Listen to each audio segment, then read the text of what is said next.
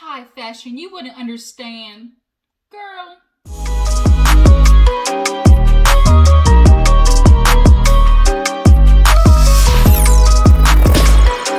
You guys, what's up? What's up? Your girl G here. Welcome back to my channel. Y'all, we are finally here at the end of the road of Real Housewives of Salt Lake City, okay? I'm super excited.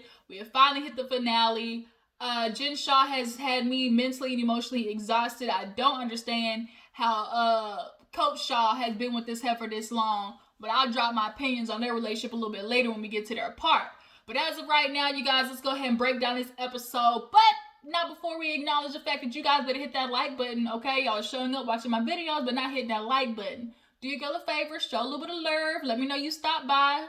Hit the like button, drop a couple of comments down there so we can get your girl's channel growing, okay? We got to hit that 2K mark, all right? So I can do my giveaway, as well as drop a surprise when we hit the 2K mark. I'm going to do a special giveaway for one of you guys, as well as dropping a little surprise, okay?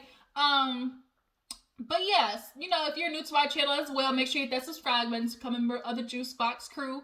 And speaking of that, how are my Jujus doing out there? Y'all drop down in the comments. Let me know how you feeling, what's going on in everybody's world. Your girl over here, try to manage my stress a little bit, take the herbal route, when it comes to managing that stress.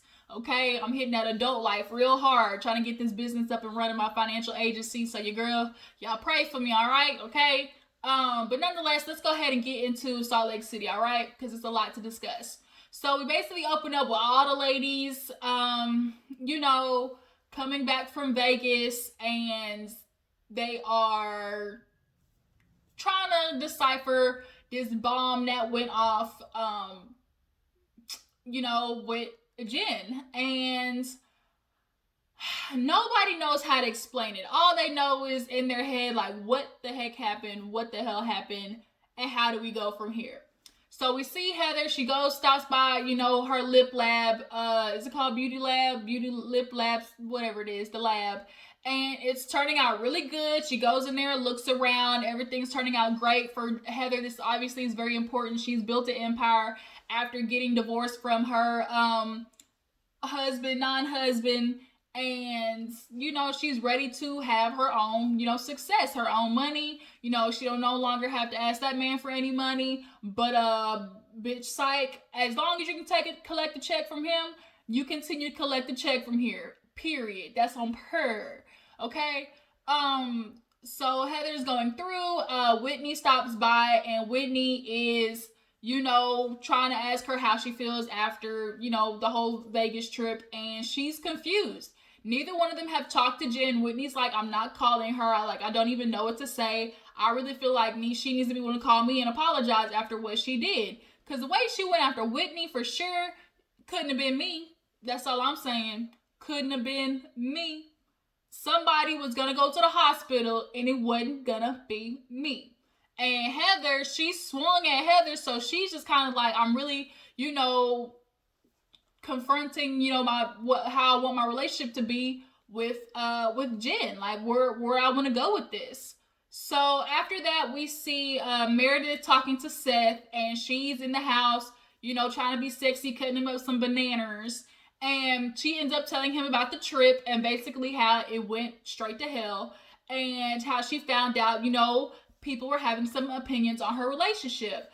And I appreciate Seth. I for real appreciate the fact that Seth was like, just tell him, like, own it. We were in a fucked up relationship. It was so messed up. And the look on Meredith's face was like, whoa, pump your brakes now. Like, wait a minute. Like, why you putting all that extra stank on it? Like, he's telling the truth.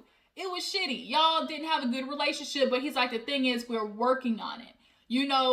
It was bad. Like, you were dating people, I were dating people. I don't think she was comfortable hearing that, he was dating other people. But it's like, Meredith, clearly you was getting, the dust knocked off there by somebody else, okay, that was not Seth.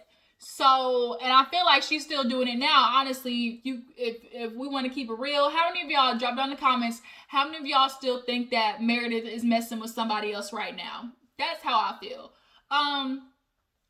But she's just like, it's none of their business. Like, we've obviously as a marriage, have gone through our things, But, the thing is, we're working on it. I feel like Jen, she's trying to find somebody, as a scapegoat because she's clearly not happy in her relationship, which she's not. She's trying to find something wrong with people who are always trying to find something wrong in other people's marriage. It's typically because they got some shit going on in their own relationship. That's always how it's been, especially for like housewives. When you're picking out somebody else's marriage, it's because somewhere along the lines, your shit at home ain't clean either. But Seth very easily put it like, shit, we was effed up, and at least we figuring out now. That's all, we can hope for. So then we have another scene with Miss Lisa. I'm not gonna lie, y'all. Lisa pissed me off in this little scene at the office and, talking about working with her family. And I'm gonna tell you why. So her kids come in, she has this fresh wolf, and literally just like that, at a snap of a finger, her kids now have this business, Fresh Wolf, and they're very fortunate to do that. But that just goes to show how much money you have, Lisa. And here you are in the confessional talking about, I've been listening to my family and they're telling me not to work as much and everything. So there's nothing better than to bring the kids in on it. So after they come home from school, we're going to get straight to, working on the business as a family. And it's like, that's not what they're asking for, Lisa. It's not literally family time if y'all are sitting there talking about business. Family time is like asking your kids, like, what did you like today? Do you got a crush on a girl at school? What do you see for yourself? Like, what vacations do you guys want to go on? Like, it just seems like everything to her is always about business, business, business. And then you really have the nerve to sit there and in the confessional be like, I just got to tell myself not to stress as much. I do have mom guilt, but I know at the end of the day, I'm a good businesswoman. I'm a good mother and a good wife.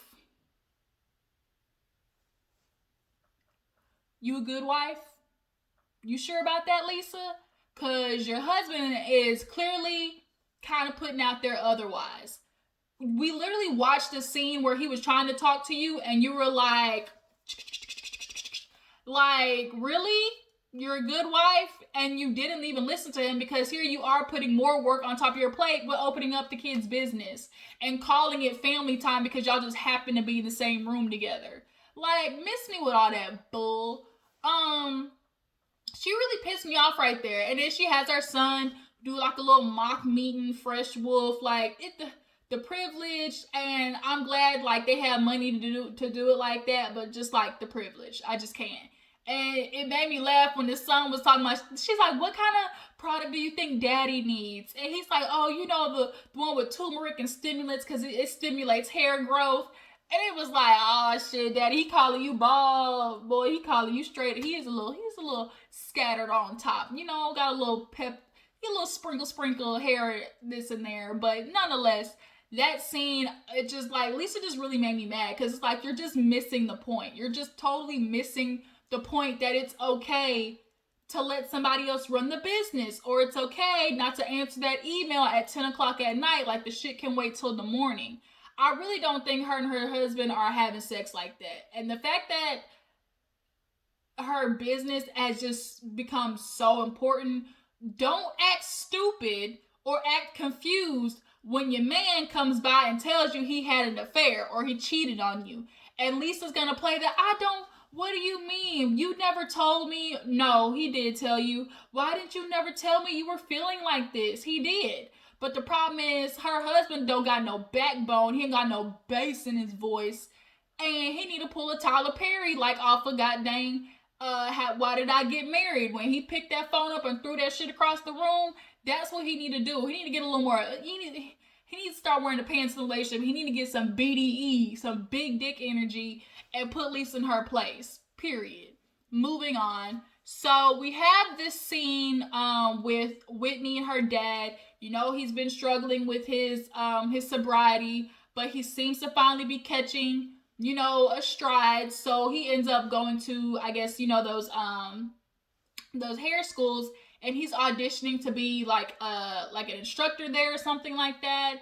And he goes in there and you can definitely tell he's been doing that for a long time. He got in there and it was just like, you could tell he picked right up at the way he was talking, the way he was cutting, Whitney's hair with ease. Like, it definitely, you could tell that was something he really genuinely like had success in and was good at. But unfortunately, from the preview of the reunion, it's looking like homeboy fell off the wagon again, and like hard. My concern was when he starts working and like getting back into it and needing the income, making the money. When ex-addicts start making money, it's like, oh my god, I make this money. And then that demon comes in the back of their head talking about, you can go celebrate that one time, or you can go, with this money I can pay this bill, or I can get a whole bunch of, the good stuff. The only reason like I know is because I be watching the intervention shows, and it'll be people who are like established and have money, and it's because the fact that they have money, they'll go spend it on the drugs. And I kind of feel like that's maybe what happened to Whitney dad. Like, he, I think, started making the money, or maybe something happened and it just made him, relapse. But nonetheless, seeing him, I just really wish he would cut his hair. What's the Color Me Pink? Y'all go watch her channel.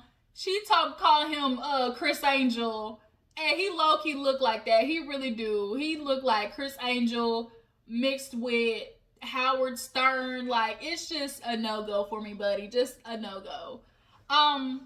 So after that, we see Jen go with Mr. Shaw to go get a little salsa dancing in.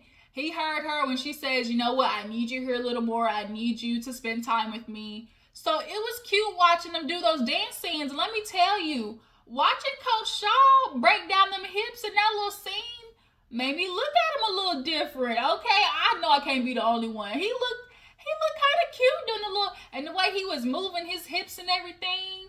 I mean,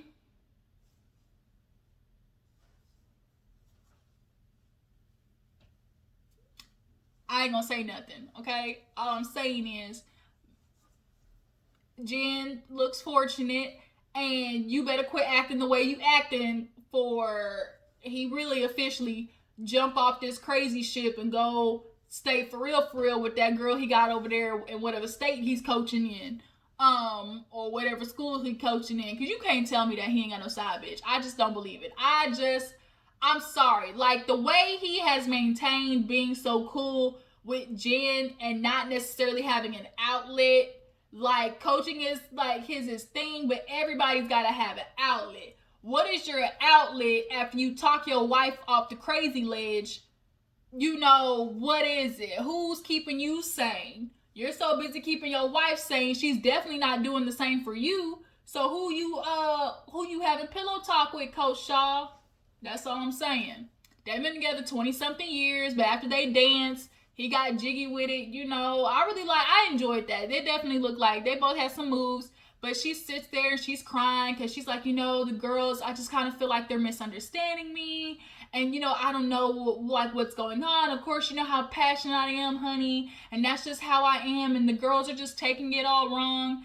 And he basically tells her, like, you're not a bad person. He's like, I never am going to ever, sit here and allow you to feel like you're a bad person. That's just not who you are. You need to just talk to the girls and tell them, you got to do better in your way of communicating and trying to get them to understand you. Blase.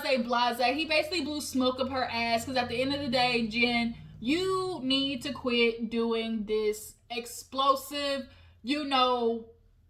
disrespectful talking and then blame it on, that's just how I am. Every person, every season, or every franchise of Housewives has a person where they get the excuse of, that's just how she is.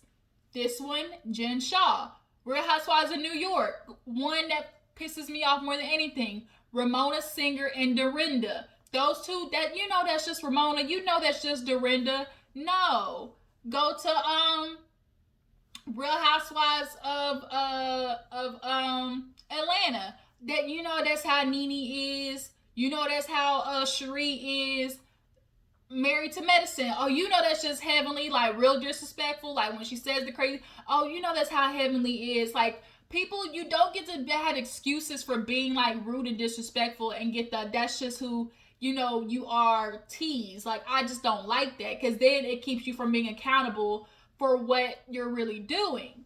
So he told her, like, you need to go apologize. So she actually, I skipped this part. She actually did go talk to Lisa, because Lisa saw her on the elevator on the way down or something like that. And she said, I saw the look in her face and she just looked defeated. You could tell she was crying. And she's like, my heart kind of broke a little bit. So that's why I reached out to you to talk to you. So Jen and her actually went to the bar and met up to talk. And she's like, Lisa told her, like, Jen, like, you gotta stop acting like this, because now you are a good person and I do feel like you're coming from a good place, but that's getting overshadowed by these big ass grand exits that you're making and these, big explosive, reactions. Like, your reactions gotta change. So she tells her, like, I'm just trying to understand, because, I want people to get, like, to really understand me. Everything I do is just, I'm super passionate. Like, if you come after my character, first of all, too, Jen, you gotta learn to quit cutting Lisa off. She cuts Lisa off a lot in that scene. She cuts people off a lot, actually, which is why in her confessional she admitted her husband be like, you know what, I can't even talk to you right now because you're clearly not gonna listen. Like, you gotta change, Jen. Like, this shit is getting old real fast and quick in a hurry. But she basically tried to blame it on her upbringing. She's like, Lisa, I'm just this way, especially by my family or friends, anybody I love. But I just feel like I'm always on the defense because of how I grew up in Salt Lake City, around white people, treating me differently. And it's like, girl, quit trying to make this a movement. She so badly wants to be like the minority, person on Salt Lake City. And she's jumping into like this, black girl struggle. And it's like, I'm not denouncing the fact that you may have possibly dealt with people who were very ignorant. And because they're in Salt Lake City where the white people are pale as can be and like really Caucasoid white, like only reason I'm saying Caucasoid is from ADD. If you watch YouTube ADD channel, Slim Johnson, that's what he be saying. But to her, to them, Jen is black. Like, bitch, you black. But you not black, Jen. You not. I understand you probably went through some shit, but it's like, especially when I saw some headline where she was like, oh, white women calling black, minorities scary is dangerous. And it's like, bitch, they called you vicious and aggressive because that's how you were acting. You are not going to compare that to Karen, who we saw in the park literally lying on the phone with the police officer saying some black man was attacking her with her dog. That's what we not getting ready to do. So we finally get to Heather's, opening. Everybody's showing up. Heather looks good in her pink outfit. Her husband shows up. Am I tripping, or is her husband sick? Like, ex-husband sick. He looked like something wrong with him. But she's walking him around, and you could tell she so desperately wants his approval, because the whole time all she kept saying was like, you like it, it's good, right? Like, it looks good, right? Like, do you like this part? Like, she was waiting for him to be like, I like it. But he very gave her dry, like, oh, it looks good, I'm really proud of you. He's not gonna give her roses. He's just not gonna do it. He's not. Never will. So Heather, you gotta be your own biggest fan. I feel like she's definitely still insecure, has a lot to work on. So we see Meredith come in. Y'all, Meredith came in with this damn chain face mask. I get what you were going for, understand it, but she said it's high fashion. You wouldn't understand. And Whitney had them two masks on in that confessional. Y'all, that shit took me out. I died. Whitney said, it's high fashion. It's high fashion. You wouldn't understand. And both of the face masks, like one up here or one right here. Too funny. Mary shows up in her, typical mixed match outfits and this badass wig. Y'all, Mary's wig, you could tell a white woman does her hair. It's gotta be.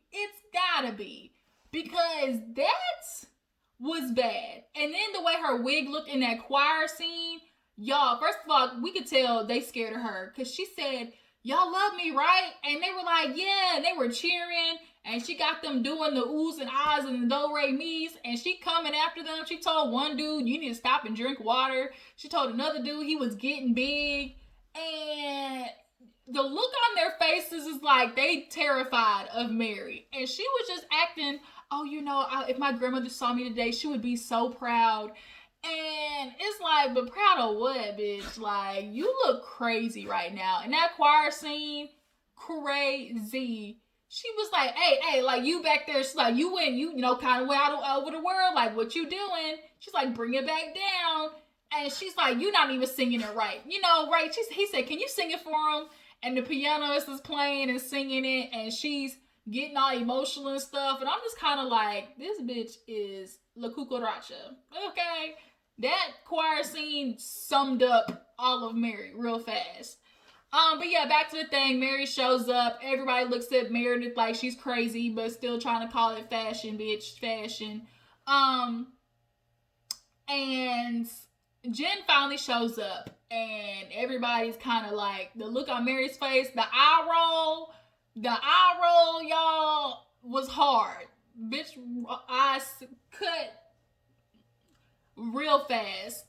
And so the first person Jen talks to is Whitney. She tells Whitney, look, I know Vegas went bad. And Whitney's like, look, I'm just trying to understand like where the misunderstanding was. And she gives her this kind of like blanket apology, like so they can try to move on. Meredith and Lisa though kind of have a little moment because Lisa tells Meredith that she made up with Jen. And Meredith is feeling some type of way because she's like, you're my best friend. She was spreading rumors about my relationship. So how are you cool with her?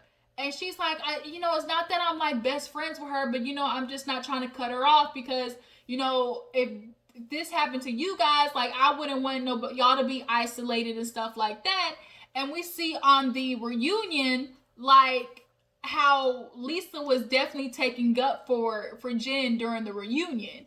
So I'm interested to see how that's gonna go. But Meredith was kind of like, nah, I need to keep my peace.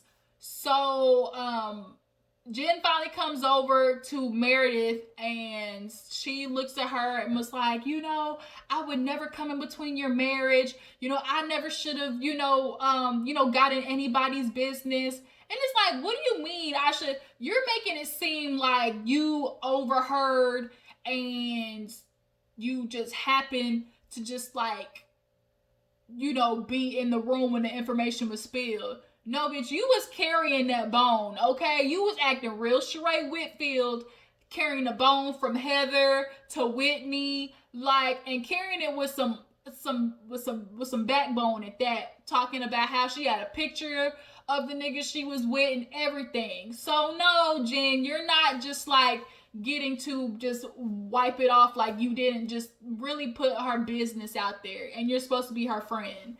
But Meredith told her she wasn't accepting her apology. She's like, yeah, that's all in good and dandy, but I want actions. And now Meredith is kind of like, what? I say sorry and you don't want to accept it? I'm just not understanding. It's like, but she ain't got to accept your apology. But the other girls come over, Heather and Lisa. No, Heather comes over, and that's when Heather hits her with the, you have not been there for me. I've been there for you. You have not been a good friend. And Jen was like, what do you mean? What do you mean? I have been there for you, Heather. She feels like because she gave her the shopping experience, the Shawmazing, that makes her a good friend. And it's like, the way you disrespected her and you swung your arm at her and was putting your finger in the face type shit, like, girl, nah, you need to apologize for that, and you really do. And Heather hits everybody with the apologies. I'm sorry I hurt you. Lisa and Meredith and Whitney. I'm sorry. And Whitney's like, but we didn't know what you're sorry for. She's like, I don't know what I'm apologizing for. And it's like, well, bitch, why you say sorry? Like, I do think Heather was, I don't know how to put it. I feel like Heather, like, knew she needed to stick up to Jen, but there really like was no specifics. Like I feel like she could have clarified, like, bitch, this is the part that hurt my feelings. Besides the part where she did tell her, like, when she raised her hand, when she's like, you didn't trust me, she's like, what part? Like, you need to tell me, like, what part did you not trust me on? And I feel like she did it to be spiteful when she did that. But Heather is trying to do her best with growing a backbone, because in her marriage, like she explained to Meredith, it's like she always was getting walked over. She felt unappreciated. And I do think Jen has a way of unappreciating people because everything is about her. Heather had to be like, bitch, I'm your friend. I came up to the room and I told you the real. I didn't have to because I'm not on your payroll, bitch. Like, I didn't have to do that. That's what a real friend does. Everybody basically tells Jen, like, yeah, okay, we accept your apology for now. All right. And Heather, they're good. They share some lip gloss, and that's where the episode ends. But yeah, that was Salt Lake City. I mean, this season was all right. You know, Jen definitely had my nervousness bad. But the reunion, they got 3 parts. So I'm wondering how the hell this season made it to 3 parts. So some shit must have happened. But y'all tell me how you guys feel about the season. Which girls were your favorite castmates? Do y'all feel like Mary Cosby should stay? Mary's eyes when she was looking at Jen this episode took me out. And y'all tell me how you feel about this whole season, you guys. Before you go, make sure you're hitting that like button though, subscribing to my channel, and I will catch you guys in the next video. Deuces.